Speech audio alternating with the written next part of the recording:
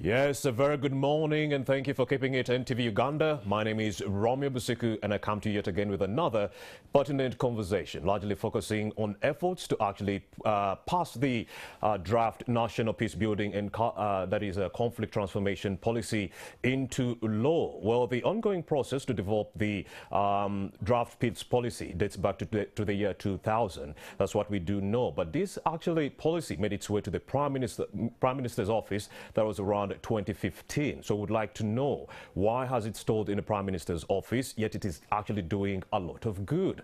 We do have the Deputy Executive Director of the Women's International Peace Center, Juliet Were, who says that Uganda actually grapples with diverse conflicts that are election related, that could be having something to do with socio-political and all the climate change issues that we are dealing with right now. A case in point has to do with something within Karamoja.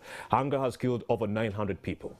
Yes, in the 5 districts that make up the Karamoja sub-region. There is Napak, there is Moroto, there is Amudat, you have Kotido, and you also, those are the districts within the Karamoja sub-region. But 900 people have so far died because of hunger, 49 in Napak. But a good thing, we have the Honorable Member of Parliament for Bokora East in Napak district, Mr. Peter Lochap, and he's already here with us. He'll be telling us why the situation has actually regressed within the Karamoja sub-region and why people are dying, yet Uganda is a middle-income country in that regard. We also do know that cattle rustling is also leading to so many sleepless nights on the other hand of the citizens and also members of security. But if you speak to some of the people hailing from the Karamoja sub-region, they will tell you that the presence of the UPDF has actually done some good, more than, you know, the cons that are actually attributed to the security forces being within that region. 400 of the young people in this area have actually been arrested by members of security. So we are here to talk about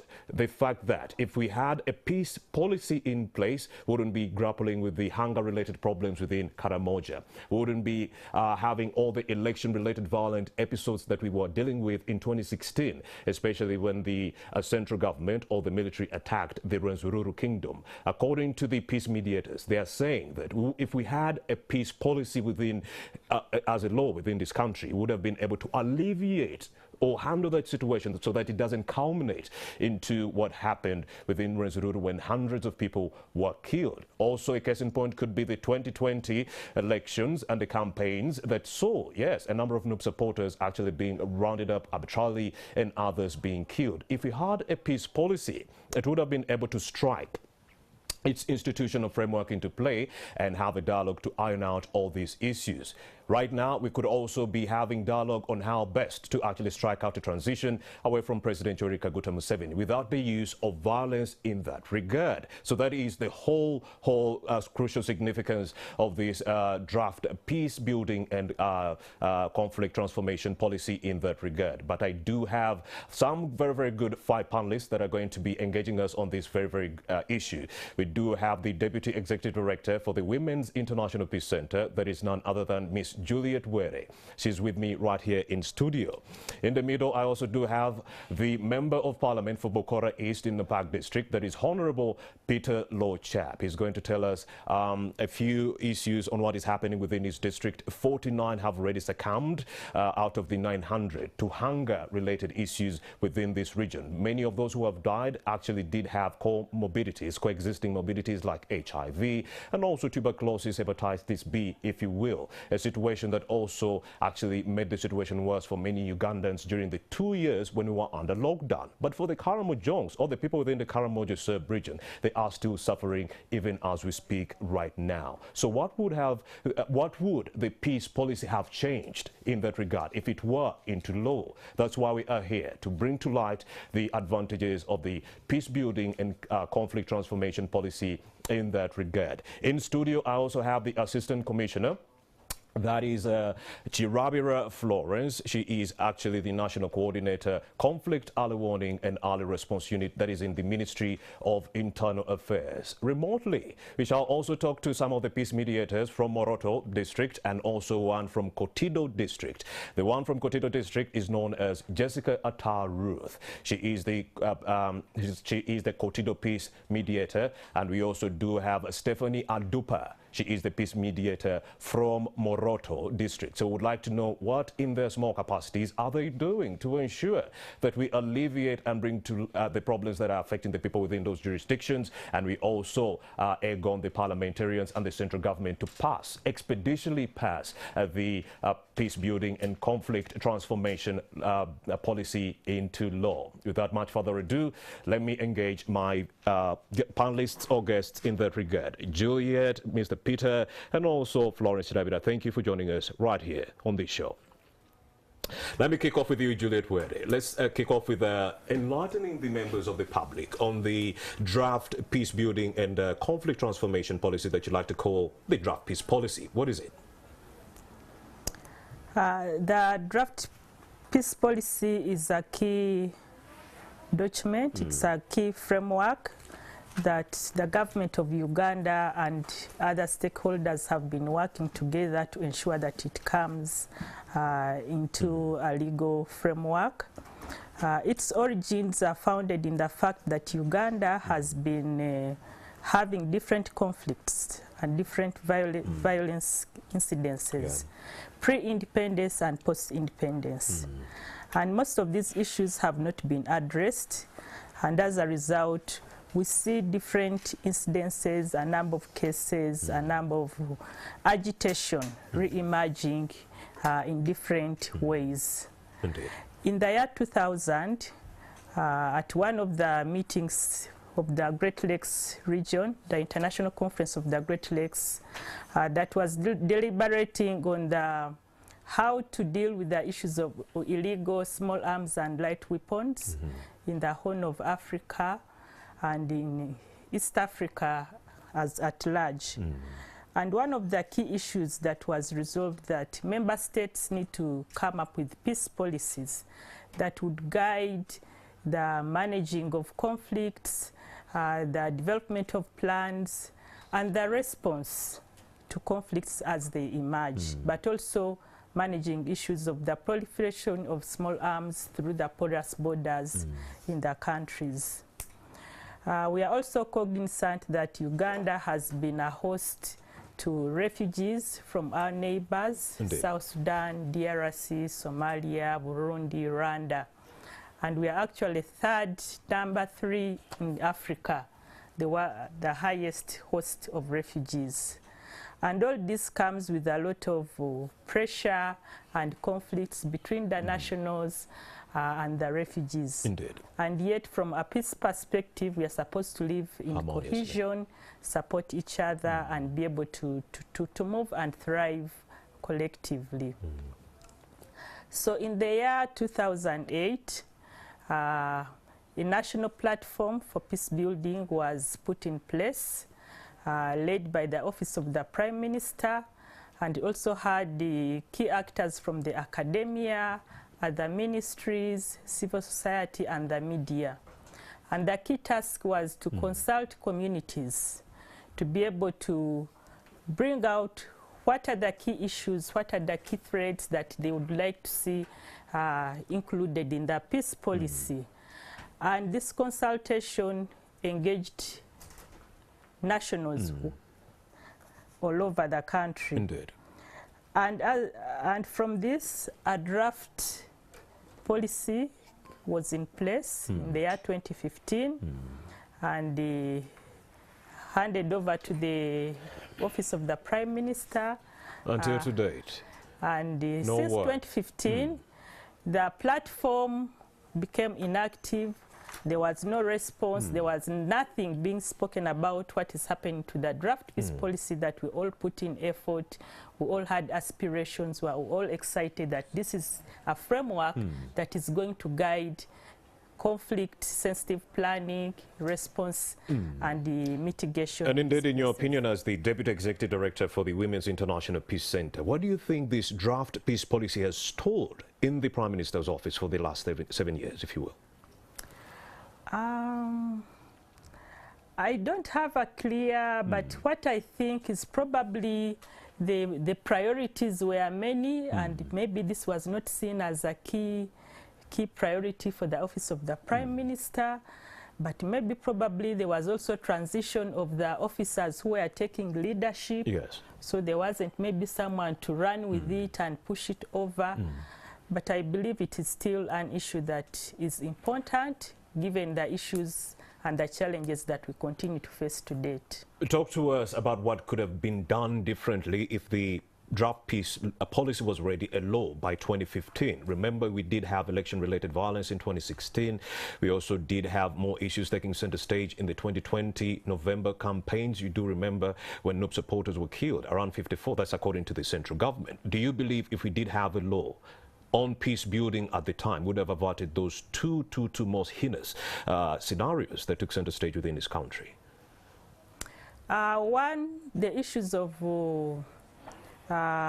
conflict early warning and response will be a priority, and therefore if incidences, if something is anticipated, if communities see that something is going to happen and they report to the leadership, response would be immediate, would not be waiting to be reactive, and would be taking a proactive approach to responding to conflicts in our communities and to dealing with pertinent issues that contribute to peace in our areas.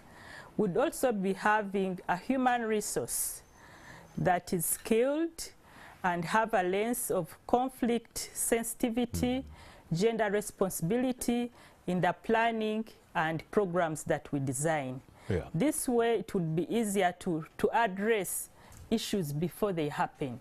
And if they happen, there's a mechanism that has been planned to respond to these issues. Then there would be able to have programs that are well coordinated, the results and achievements are realized, and the development perspectives in our communities would be thriving. Would have a community that is thriving, there would be social cohesion. Would also be able to have financing. Our budgeting across the different actors would be able to have a provision for early response to issues that happen in our different sectors. And I believe that as a community, it would become a culture that peace should be the first thing that we deal with. If there are conflicts in homes, if there are conflicts in families, in our culture setups, in our offices, things are addressed there and then. And we don't take a militarized approach, but we take a mediative approach to issues with respect that people are human beings and they need to be addressed and supported. Well, of course, the draft peace policy calls for the creation of an institutional framework that would allow for the detection of some of the socio-cultural, economic, political injustices within the country that could culminate into potentially violent episodes. That's why the members of the civil society organizations are actually calling for the government to expeditiously pass the national peace building and that is a conflict transformation policy into law as soon as possible to avert many of these issues. But of course, this conversation is going to be largely focused on the Karamoja sub-region. Yes, the Karamoja sub-region has been neglected for a while now. That's what we are actually going to be discussing right here on the show. 900 people have died because of hunger. Cattle rustling has seen over 400 of the young people within those homesteads actually arrested. Imagine a young person being arrested and he is the breadwinner of that particular family. It's going to mean as he wallows or languishes within a jail system, the family back at home is going to be dying of hunger. Yet he could have done something. So is there another harmonized way we could have, employed to be able to handle the cattle rustling or insecurity situation within the Karamoja sub-region? Yes. Let me also bring in a member of parliament for Bokora East in the Napak district, and that is none other than Honorable Peter Lochap, to talk about the Karamoja situation. A very good morning, sir. Thank you for joining us. Thank you very much. Indeed. Good morning, viewers. What is happening within Karamoja? Bring us up to speed with the latest. Yes, what is happening within Karamoja is that is true. People are dying of hunger. There is no food in the whole of Karamoja. And that happened because there was prolonged drought. There was crop failure in the whole sub-region. And these are people who defend, or the Karamojong, we the Karamojong defend on the rain provided by God. No irrigation system in the area, and yet the land is so fertile, it only needs water. Indeed. Where there's water, we can produce all we can. But because we lacked water, it is so embarrassing that people are dying in this part of the country, which is actually said to be the pearl, which is actually the pearl of Africa. And the middle-income country at that. Middle-income country. I am attributing all this just to negligence. Negligence. Negligence of some leaders who are actually empowered to provide information early to government. Look at the district. Every district has a district agricultural officer or a production officer, but of which these are the people who are supposed to give government, to make early warning system and send information early. But to me, I think this information doesn't reach. We only react just emotionally as things have happened. But we have, when we are supposed to have stopped the thing, this anger, these people dying over. So you believe anger, instead of waiting for these conflicts to befall any given jurisdiction within Uganda, we can come up with an early warning system that allows the non-state actors and non-state actors to actually put in place some modalities to ensure that the problem does not regress or become catastrophic? Exactly, because for Karamoja, we have all been reading about Karamoja. In the colonial days, it was taken as a human zoo. Yes. Now, in the advent of the coming of the NRM government, Karamoja was among number 8, I think B, of the 10-point program. Up to today, we have taken so many years without seeing Karamoja come to the level of Karamoja. Of course, we don't deny that at least a lot has been done, but it's just only out of negligence by those who are entrusted to take care of these people in Karamoja. Would you say that the Karamoja sub-region has been forgotten by the central government, Honorable Peter Lochap? You know, I would not say it has been forgotten, but it has been neglected by those who are in authority, actually, by not giving central government the right information about anger. Because when you look at when you look at who are these people dying of anger, the people who are dying of anger are the elderly, the children, those who might be having problems with, actually who are sick, yes, TB, HIV, AIDS, and the elderly are actually in a way they have been abandoned because of coupled with insecurity now.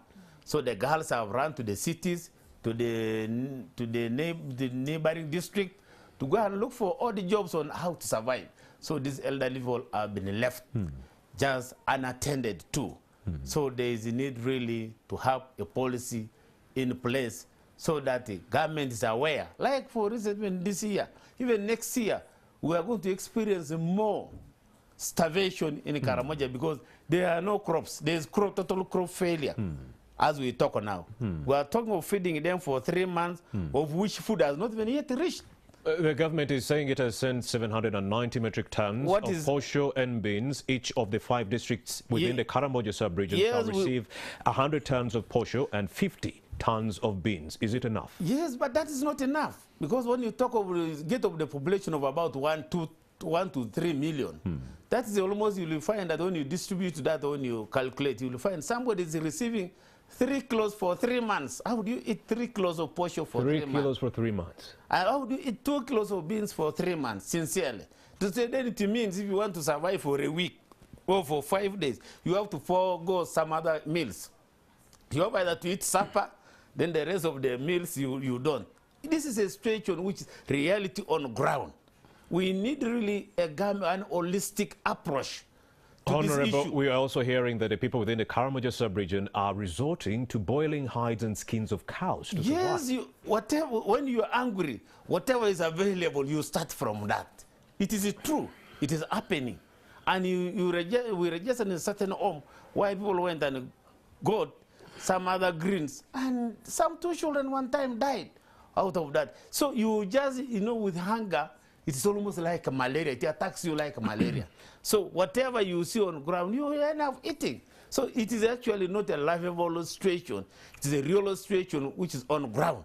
We are also not happy to government when this to some departments of government, actually not to government, some departments of government. When this thing happened in Karamoja, up to today, very few ministers have visited Karamoja. They've left it to you, the MPs and the local government. The MPs and the local government. It is only the president who came and visited. After the president, nobody has gone has actually visited. But when there was a calamity, of course, we all condemn that. What happened in Mbale? We saw people flying here and there. So when will Karamoja get such attention? Because if 40, even if 5 people have died, those people, those souls mattered in this country. So it is not just a matter because 5 have died, you don't want to reach there. It should not be a livable situation in Karamoja. 900 is not a small number. It is it's not. A really, really big number. And not. 49 within your district. And you're saying some have not received food. Yes, but what have you done in your small capacity as the Member of Parliament? Yes, in my small capacity as a Member of Parliament, or we as members of Parliament, we have appealed to NGOs, to some of our partners, development partners. And that's what is now happening. At least there are now partners who are helping. Indeed. Who are helping as we wait for what government promised. Because government promised 135 billion shilling, which we have not even received up to now. Indeed. And that was a directive pronouncement by His Excellency, the President of the Republic of Uganda. By now we should have received. Where is that money? If the draft peace policy were already a law in Uganda, what could have been different in this situation? Yeah, if that draft policy was already a law in Uganda, then we would have curtailed certain issues from happening. On the issue of hunger, how? Because they are watching and we're trying to sell this policy so that it's turned into law. You know, hunger, when somebody is hungry, is already insecure. And there's no peace. Hunger can lead to conflict. Yes, it creates conflict. That's why you hear now there's cattle rustling. Cattle rustling. Cattle rustling is not there because it is supposed to be there. It is not supposed to be there. It's just because people are looking for how to survive. Then those who are strong are able to pick from others. They are in form of maybe animals, what and the rest, even grabbing the little which they find across themselves. So we need also a peace policy in place to guarantee our existence. It is just like I say, you know, in government, when you see government, even when there's peace, are you not seeing them buying war, bringing in war materials? Indeed we are. When there's peace. That's just in preparation, in case there's an outbreak. The classified budget of the UPDF has grown exponentially. We've been passing giving classified budget. And we said, you know, so and I was talking to some experts and they were saying the classified expenditure alone, if it was sent to Karamoja sub-region, it would alleviate all the problems within that area. Yes, I really don't know that, but that is it. The peace policy should be in place. So meaning we have misplaced priorities within this country? To a certain extent. Because if people are dying. Instead of throwing money into the UPDF or investing heavily within military structures, you would rather invest heavily in a peace policy that would actually bank on dialogue, which is a little bit cheaper. Both. Because we should also be prepared. You should also be prepared. Yeah, both. All right. That is Honorable Peter, yes, Lochapi is a Member of Parliament for Bokora East. Please, finally. I wanted also to say, would like to thank the UPDF and all its sister agencies, especially the UPDF, police, and the intelligence, for the peace we are now starting to enjoy.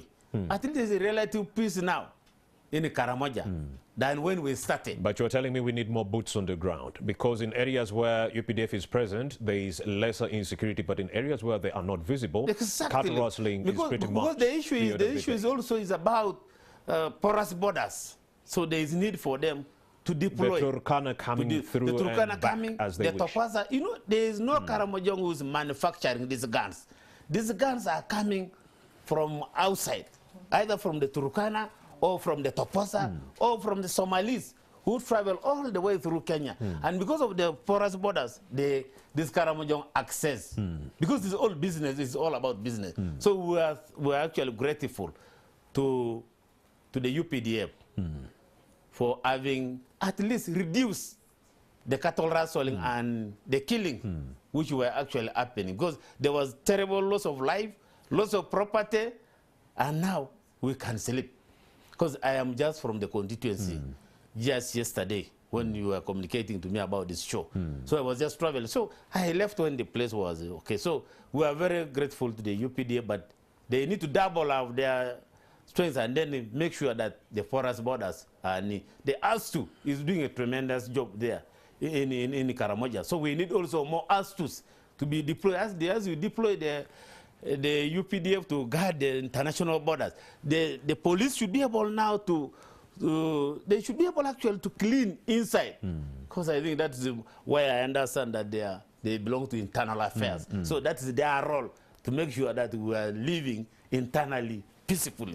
Honorable Peter Lochapi is a member of parliament for Bokora East in Napak district. Remember, we're talking about the Karamoja region. It's not a district.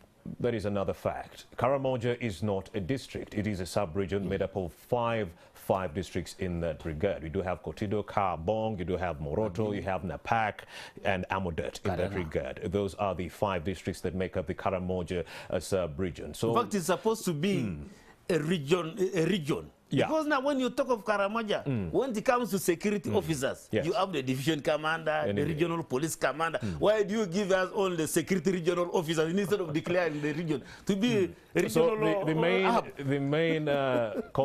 the biggest part of this conversation is that if we had a draft or a peace policy in law already, we would have been able to avert all these situations. The UPDF wouldn't have to use violence at all. Remember the Rwenzururu standoff? We would have had these peace mediators actually coming through to iron out the situations that were leading to that catastrophe between the Rwenzururu king, Charles Wesley Mumbere, who is still in jail.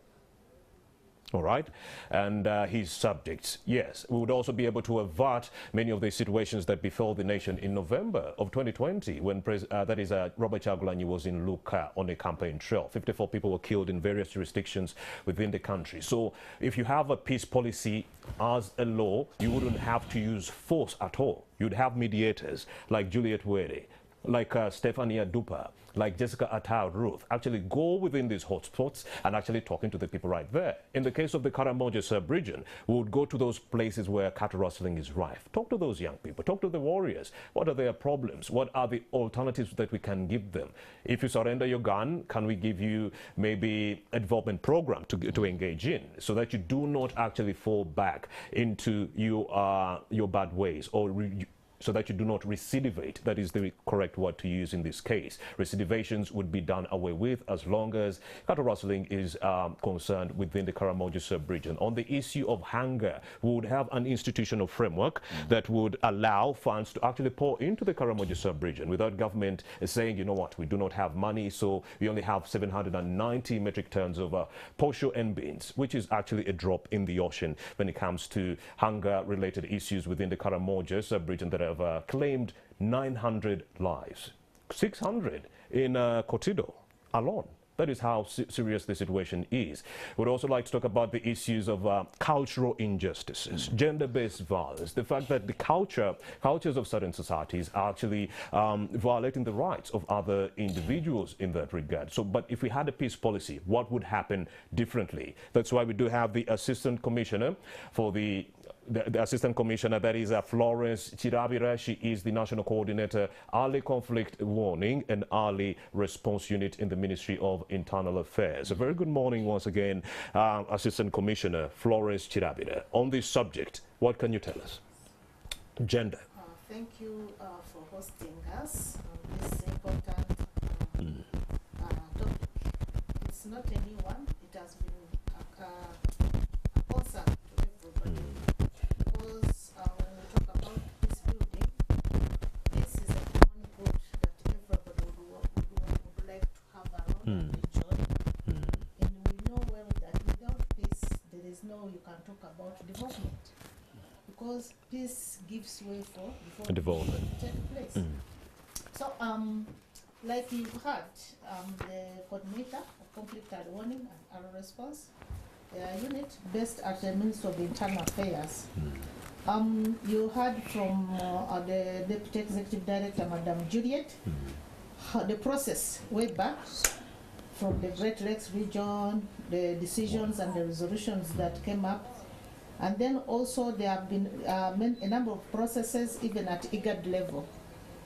Yeah, Uganda being a member of the IGAD, yeah, it's a member state under IGAD, signed protocols in 2000 in Khartoum. You can imagine that is the same period when the meetings across the Great Lakes region were also going, all talking about peace and security issues in the region. Our region is known for, it has been a fragile region, and there was that urgent call for stability in this region. And of course, the region itself, as you look at it, the IGAD is all the characteristics of the member states are all the same. At the time, they shared common characteristics of poverty, insecurity, and development. And that being, the heads of states came together and deliberated a lot on how to deal with these issues, the challenges, in order to usher in development. Indeed. And the decision thereafter came whereby they said that for us to be able to usher in development, then we need to deal with the insecurity issues, related issues in the IGAD region. And that's the reason why they started so much with the security-related issues and how to gather information on these commonalities of issues within the region. And this particular program mandates member states to carry out information collection, analysis, and sharing on pending conflicts or on escalating conflicts in the region. And it all does, the main function is either to prevent conflicts from taking place or mitigate those that have already happened. Yeah, true. And the reason why Uganda came back, and all member states that signed the C1 protocol, that is conflict early warning and early response mechanism, which is a piece, it's under the peace and security architecture of the African